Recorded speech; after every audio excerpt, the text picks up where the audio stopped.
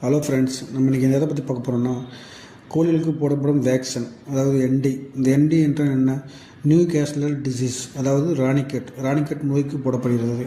அதாவது ராணிக்கெட்னா வெள்ளக்கழிச்சல் நோய்க்கு போடப்படும் வேக்சின் எப்பப்பெல்லாம் போடலாம், எதுக்கு போடப்படுறது தெளிவாக பார்க்கலாம். இந்த வீடியோ பிடிச்சிருந்தால் லைக் பண்ணுங்கள், ஷேர் பண்ணுங்கள், சப்ஸ்கிரைப் பண்ணுங்கள்.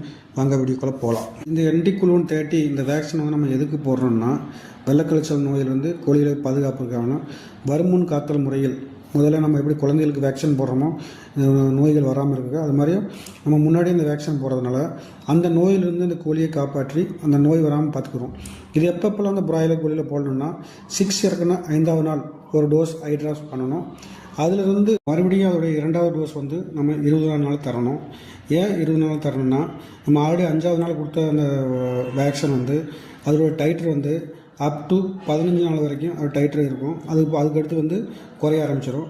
மறுபடியும் 20ஆவது நாள் நம்ம ஒரு ஐ ட்ராப் பண்ணிட்டோமாக்கும், மறுபடியும் 15 நாள், அதாவது 35 to 40 வரைக்கும் ஒரு டைட்டர் நிற்கும். அதுக்கடுத்து நம்ம கோழியை பிடிச்சி போடுவாங்க. ஸோ அதனால் அந்த 40 நாள் வரைக்கும் அந்த கோழிக்கு எதிர்ப்பு சக்தி உருவாக்க அந்த வேக்சினை போடுறோம்.